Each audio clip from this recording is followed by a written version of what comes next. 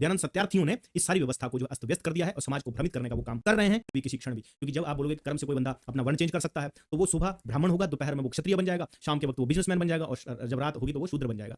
अब असली बात आ गई आपके सामने। आप खुश हो जाइए, क्योंकि अब तक आप मेरे से बहुत चिढ़ रहे होंगे। लेकिन अब जो मैं बात बोलूंगा वो बिल्कुल सही है कि आप अगर ब्राह्मण कुल में कोई पैदा, उस पर अगर आप परिश्रम करोगे, उस पर मेहनत करोगे बैल के ऊपर, तो हो सकता है वो घोड़े जैसे दौड़ने लग जाए। बात को द्वेष मूलक बना दिया तो आर्य समाजी क्या कर रहे हैं, सबको ही क्या बना दे रहे हैं, ब्राह्मण। तो आर्य समाज वाला संगठन ये बताए कि आपने कितने शूद्र बनाए, कितने आपने क्षत्रिय बनाए, कितने आपने वैश्य बनाए, आप लिस्ट जारी कीजिए। और उस पवित्र का अधिकार नहीं है जी, ये वेद मंत्र पढ़ने का अधिकार नहीं है जी। बात ये है कि वेद मंत्र पढ़ने का काम किसका है, ब्राह्मण का काम। तो जिसका जो काम है उसको वो काम करने दो, जो शूद्र के काम है वो शूद्र को करने दो। और द्वेष मूलक ये है ही नहीं। जैसे भगवान की कृपा जो है वो जन्म, जाति, धन, विद्या या ऐश्वर्य से नहीं मिलती है, ठीक है, बल्कि शुद्ध भक्ति से मिलती है। हर हर महादेव। दोस्तों, मित्रों, भाई और बहनों, आज के वीडियो में आपका बहुत बहुत स्वागत है। और दोस्तों, आज का जो वीडियो है बहुत ही इंपॉर्टेंट है और इस विषय को समझना बहुत ज्यादा इंपॉर्टेंट है। लेकिन अगर आप निष्पक्ष होकर इस विषय को समझोगे तो आपको ये चीज समझ में आ जाएगी, सनातन धर्म की का मूल है। ये जो आज का वीडियो है वो सनातन धर्म का मूल है। क्योंकि जो वीडियो का टॉपिक है वो है वर्ण व्यवस्था को लेकर। कि वर्ण व्यवस्था को हमें समझना चाहिए कि वर्ण व्यवस्था एक्चुअल में है क्या वर्ण व्यवस्था द्वेष मूलक है, क्या वर्ण व्यवस्था जो है वो कर्म के आधार पर है, वही हम इस वीडियो में समझेंगे।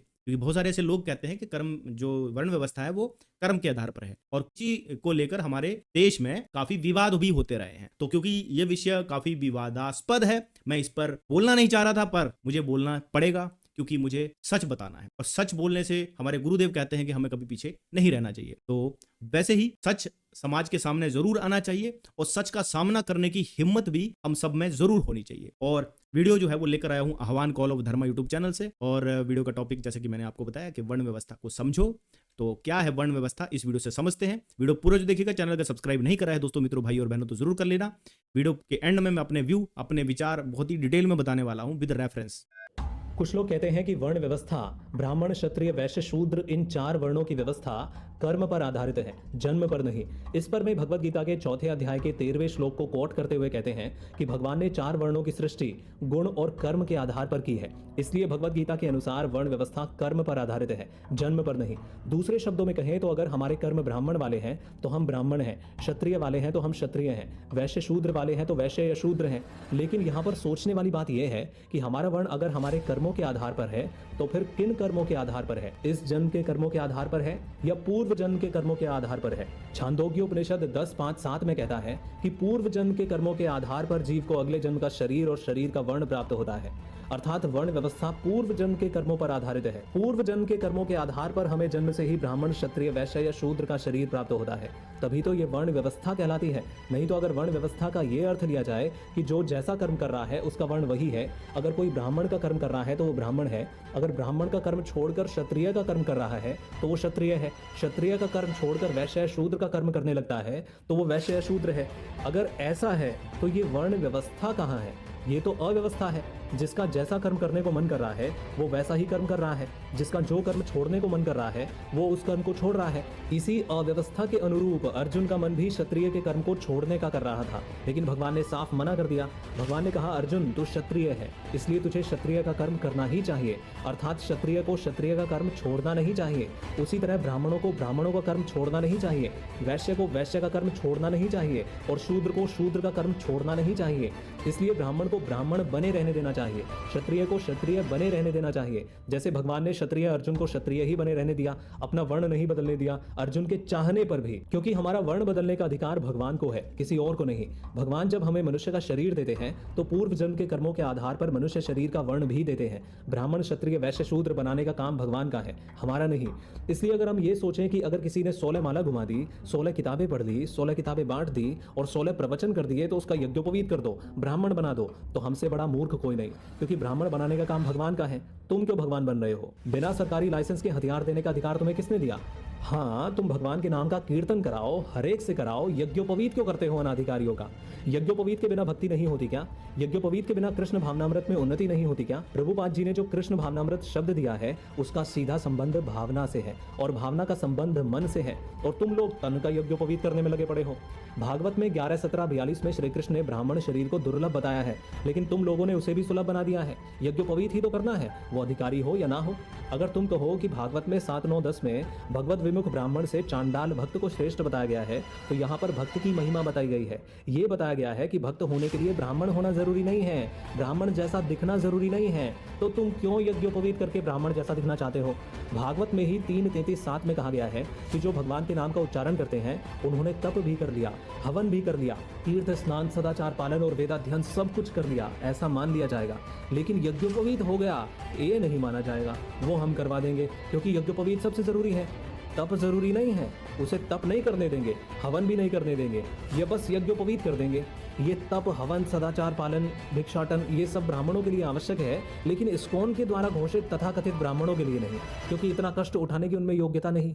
तो दोस्तों अब तक का जो वीडियो देखकर हमें ये समझ में आया कि ब्राह्मण, क्षत्रिय, वैश्य और शूद्र ये जो वर्ण हैं ये भगवान के द्वारा ही निर्धारित किए जाते हैं। तो इसका सबूत क्या है, इसका प्रूफ क्या है? तो दोस्तों इसका सबूत हमें मिलता है भगवत गीता में। तो भगवत गीता के 4थे अध्याय के 13वें श्लोक में लिखा हुआ है, चातुर्वर्ण्या मया सृष्टम गुण कर्मणः विभागश। ये जो पूरी लाइन है ये जो है वो वर्तमान काल के लिए या भविष्य काल के लिए नहीं कही गई है, ये कही गई है पास्ट टेंस है इसमें, ठीक है। अगर आप इसको बोलोगे तो इसमें प्रेजेंट टेंस नहीं है, इसमें पास्ट टेंस है। तो नीचे इसका अनुवाद भी लिखा हुआ है कि ब्राह्मण, क्षत्रिय, वैश्य और शूद्र इन 4 वर्णों का समूह गुण और कर्म के विभाग पूर्वक मेरे द्वारा रचा गया है। ठीक है, जब हम बोलते हैं ना किया गया है और ये काम कर दिया गया है ना, किया गया है, तो यहाँ पर भी रचा गया है। जो रचा है ना शब्द, वो भी पास्ट टेंस है। बहुत सारे लोग हैं इनको कंफ्यूजन होता है और वो बोलते हैं कि इस श्लोक में जो बात लिखी गई है वो बोला गया है कि गुण और कर्म से हम विभाजन कर देंगे फ्यूचर में। तो फिर कुछ लोग वो भी कहते हैं कि जन्मना जायते शूद्रा संस्कारादित द्विज भवेत, तो वो भी बोला जाता है। कहते हैं कि जन्म से तो सभी शूद्र हैं और संस्कार से जो है वो द्विज बनते हैं। तो अगर उन लोगों की हम बात मान लें कि जब बच्चा पैदा हुआ और पैदा होते ही वो बच्चा जो है वो शूद्र है, तो उसके बाद उसका किस पैरामीटर के आधार पे ये डिसाइड किया जाएगा कि इस बच्चे को ब्राह्मण के संस्कार देने हैं, कि क्षत्रिय के संस्कार देने हैं, कि वैश्य के संस्कार देने हैं, या फिर शूद्र के संस्कार देने हैं? ये कैसे डिसाइड होगा उस बच्चे को जो कोई पैदा होते ही शूद्र है? क्योंकि जन्म से तो मानते नहीं है, आर्य समाज जी भी नहीं मानते हैं जन्म से, और ये इस्कॉन वाले भी जन्म से नहीं मानते हैं, और भी बहुत सारे लोग हैं जो आक्षेप लगाने वाले हैं वो भी ऐसा कहते हैं कि तो जन्म से नहीं होना चाहिए, तो कर्म से होना चाहिए। तो मेरा प्रश्न उन लोगों के लिए बड़ा सिंपल सा प्रश्न है कि आप बोलते हो कि एक बच्चा पैदा हुआ जो शूद्र कुल में पैदा, जो शूद्र है, सॉरी शूद्र कुल में नहीं, जो शूद्र है, जन्म से ही सब शूद्र है ना, तो फिर उसको किस पैरामीटर के आधार पे डिसाइड किया जाएगा कि इसको ब्राह्मण के संस्कार देने हैं, इसको क्षत्रिय के संस्कार देने हैं, इसको वैश्य के संस्कार देने हैं, या फिर इसको शूद्र के संस्कार देने हैं? ये आप मुझे बताइए। तो आप बोलोगे कि भैया हम तो यज्ञोपवीत कर देंगे, शास्त्रों में लिखा हुआ है कि यज्ञोपवीत के भी नियम है, और जैसा कि इस वीडियो में भी बताया गया कि भगवान की भक्ति के लिए तो यज्ञोपवीत की जरूरत नहीं होती है। कोई भी भगवान की भक्ति जो है बिना यज्ञोपवीत के भी कर सकता है। और ये भी लिखा हुआ है शास्त्रों में कि आप कोई भी भक्ति करो, आपको जो फल है, जो फल से वो किसी को वंचित नहीं किया गया। भगवत गीता में श्री कृष्ण यही तो कह रहे हैं कि कर्म करो, फल की चिंता मत करो, फल भगवान अपने आप देंगे। जो कोई शूद्र कुल में पैदा हुआ उसको अगर यज्ञोपवीत नहीं पहनाया और उसने भगवत पाठ किया तो उसे भी तो भगवत की प्राप्ति हो गई। एक ब्राह्मण जो कठिन तपस्या कर रहा है, कठिन तपस्या के बाद भी उसको वही फल मिलेगा जो शूद्र को मिलेगा, जो एक क्षत्रिय को मिलेगा, जो एक वैश्य को मिलेगा।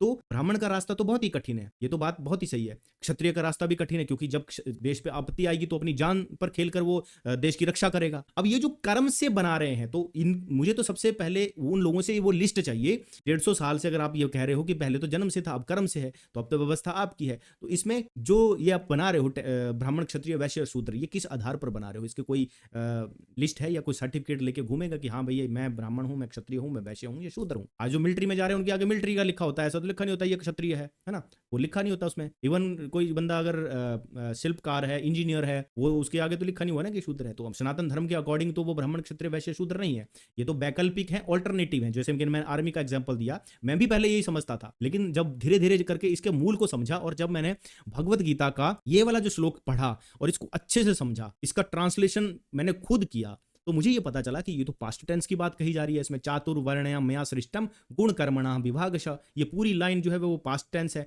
यानी कि वर्ण बनाने का जो अधिकार है वो किसके पास है? ईश्वर के पास है। ब्राह्मण, क्षत्रिय, वैश्य और शूद्र इन 4 वर्णों का समूह गुण और कर्म के विभागापूर्वक मेरे द्वारा रचा गया है, ऑलरेडी रच दिया गया है।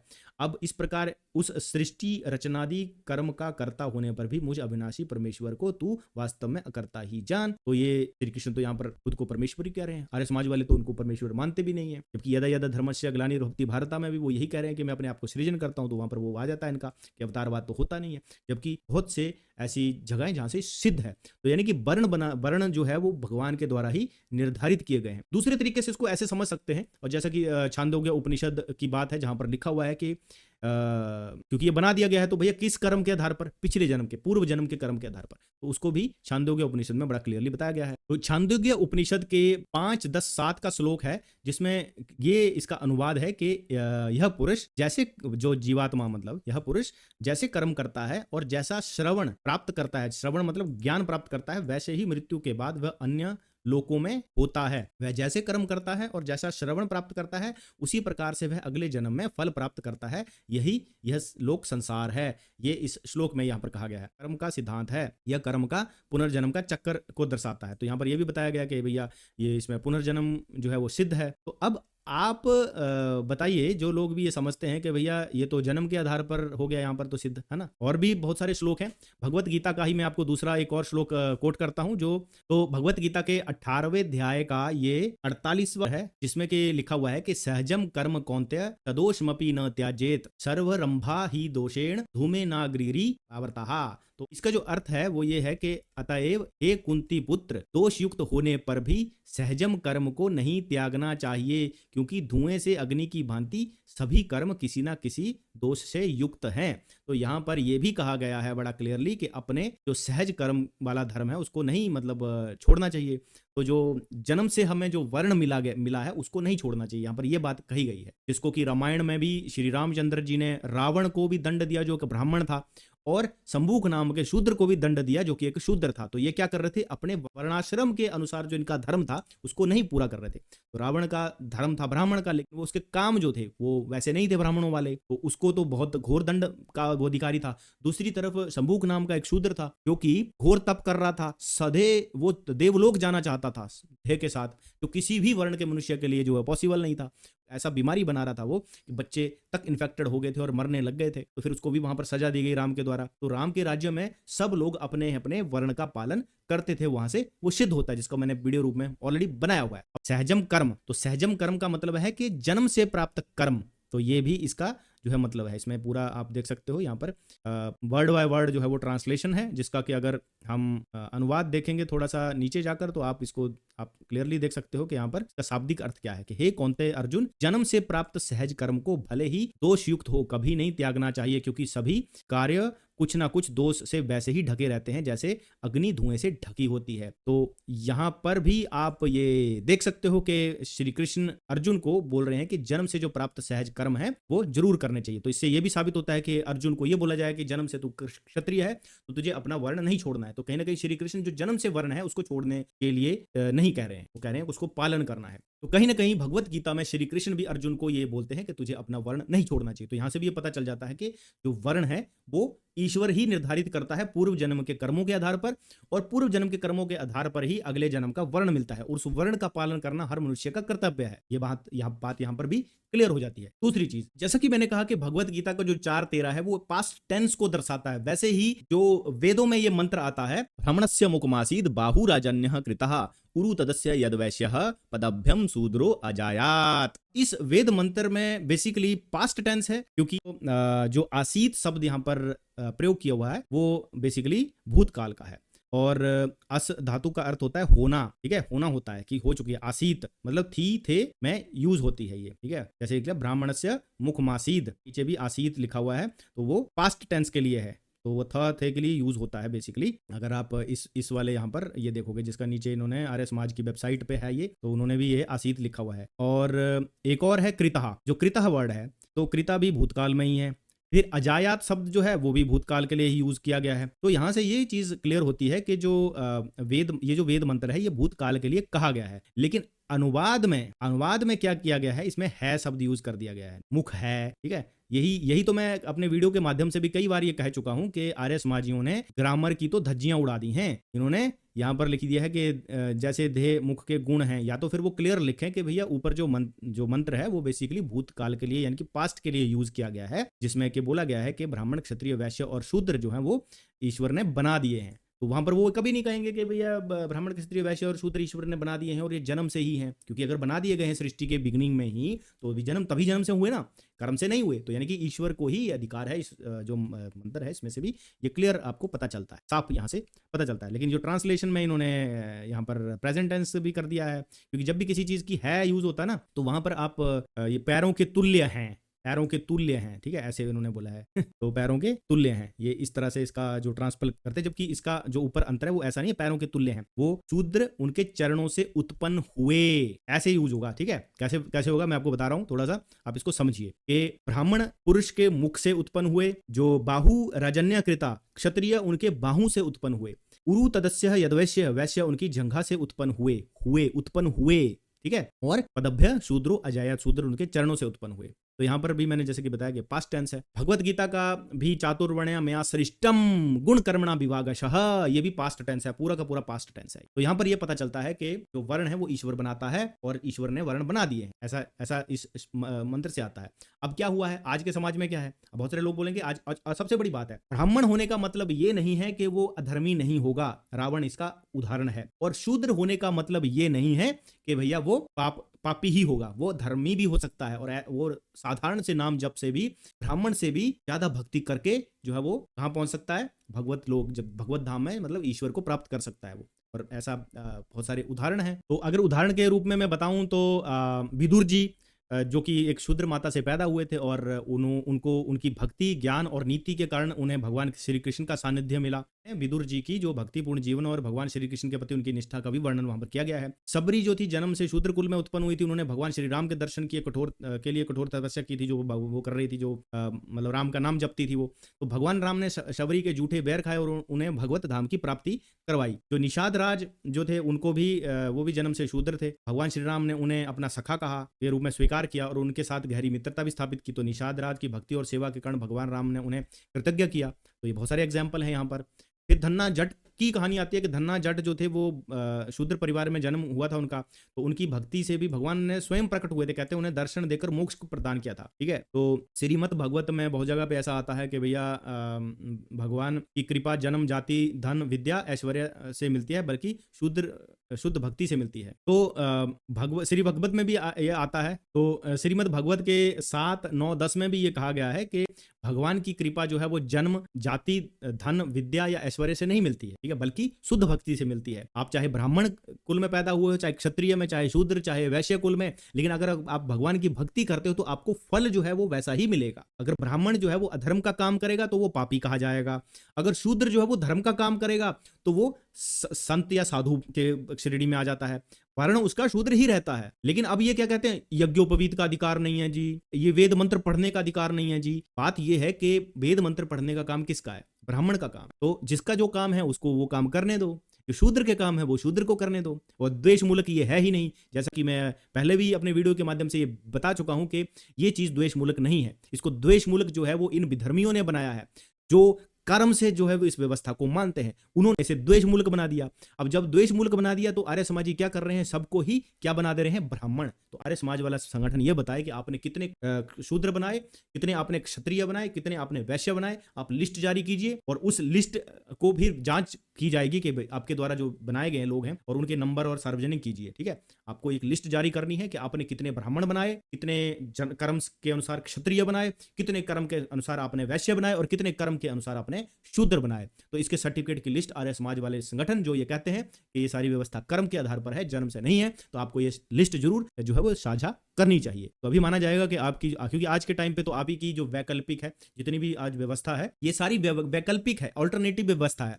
तो जैसा कि वेद मंत्र 10, 90, 12 में बड़े क्लियरली ये कहा गया है कि ये वर्ण मैंने बना दिए हैं। अगर मनुष्य को खड़ा कर दिया जाए तो उसको किस तरह से एक्सप्लेन किया जाएगा, तो जो मुख है ना वो ब्राह्मण है, जो बाहु है वो क्षत्रिय है, जो उदर है, जो ये भाग है पेट वाला भाग, जांघों के ऊपर का ये पूरा भाग जो बीच का है ये वैश्य है, और जो पैर हैं आपके, जो आपकी टांग है वो शूद्र है। तो इस तरह से पूरा शरीर बनता है ईश्वर का। ऐसा वेद मंत्र 10, 90, 12 में बड़ा क्लियरली बताया। लेकिन आप ये कह रहे हो कि जन्म से जो बाएं हैं उसको हम ब्राह्मण बना देंगे, उसको हम सर बना देंगे, और जो जन्म से सिर है, जन्म से जो सिर है उसको हम शूद्र बना देंगे, मतलब पैर बना देंगे, और जो जन्म से पैर हैं उनको आप मुख बना दोगे। तो जन्म से आंख है या कर्म से आंख है, जन्म से बाहु है या कर्म से बाहु है, जन्म से ये मुख है या कर्म से मुख है, जन्म से जो टांगे हैं या कर्म से टांगे हैं। इस बात का जवाब देना है इन सभी लोगों को जो ये मानते हैं कि कर्म से ही होता है। दूसरा प्रश्न आपसे ये है कि एक बैल और एक घोड़ा, बैल क्या जन्म से बैल है या वो कर्म से बैल, क्या उसे हम कर्म से घोड़ा बना सकते हैं? और इसका आंसर सिंपल आ जाएगा कि जन्म से वो बैल ही रहेगा।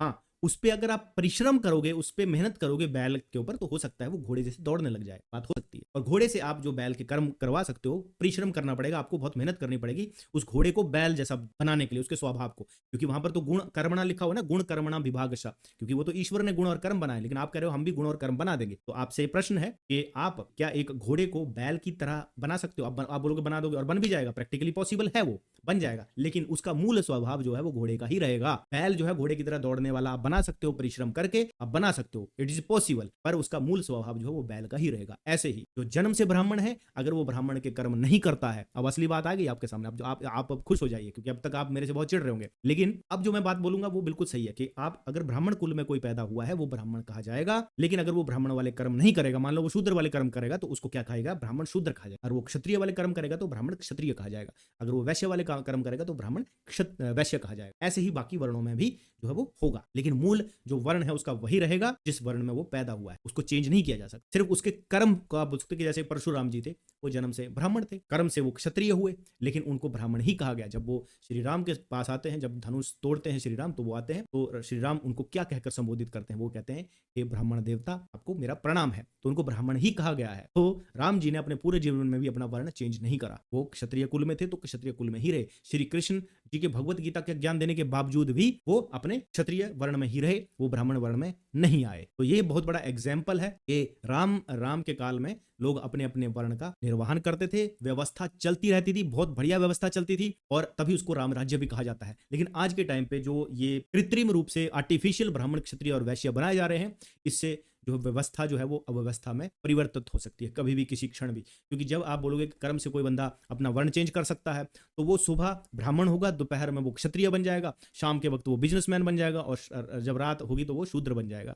ऐसे वो वर्ण चेंज करता रहेगा, और फिर आपको अगर किसी कार्य के लिए क्षत्रिय की आवश्यकता पड़ेगी, तो वो जब आप जा रहे होगे तो रास्ते में पूछोगे, भैया तू तो क्षत्रिय बन गया था अभी दोपहर में, तो मेरे को जरूरत है अब तेरी, अब तुझे लड़ाई करनी है, तो बोलेगा नहीं नहीं, मैंने अभी 10 मिनट पहले ही अपना वर्ण चेंज कर लिया है और मैं क्षत्रिय से वैश्य बन चुका हूँ। और जब आपको बिजनेस की जरूरत पड़ेगी तो बोलेगा नहीं भैया ऐसा है, मैं अब थोड़ी देर पहले ही मैंने शूद्र वर्ण में चला गया हूँ, बिजनेस करना मेरे बस में नहीं था, तो इसलिए आप दूसरे वैश्य को ढूंढिए। फिर अगर शूद्र के काम के लिए ढूंढा जाएगा कि भैया मुझे बिल्डिंग बनानी है, इंजीनियर की जरूरत है, शिल्पकार की जरूरत है, तो वो व्यक्ति बोलेगा कि देखो ऐसा है, मैं शूद्र वर्ण में तो कन्वर्ट हुआ था, लेकिन अभी थोड़ी देर पहले ही मैंने अपना वर्ण चेंज करके अब मैं ब्राह्मण बन गया हूं, तो आप कृपया दूसरे व्यक्ति को ढूंढिए। तो ऐसे क्या होगा? व्यवस्था फैलेगी, और फिर आपको जिस कार्य के लिए जो व्यक्ति चाहिए होगा वो आपको टाइम आने पर नहीं मिलेगा। तो इसीलिए हमारे शास्त्रों में वर्ण व्यवस्था को कहा गया है, वर्ण की अव्यवस्था को नहीं कहा गया है। लेकिन कुछ मूर्ख लोगों ने और कुछ मूर्ख सत्यार्थी, दयानंद सत्यार्थियों ने इस सारी व्यवस्था को जो अस्त व्यस्त कर दिया है और समाज को भ्रमित करने का वो काम कर रहे हैं। कृत्रिम रूप से भी ये चीजें आज चल रही हैं, आर्टिफिशियल रूप से आप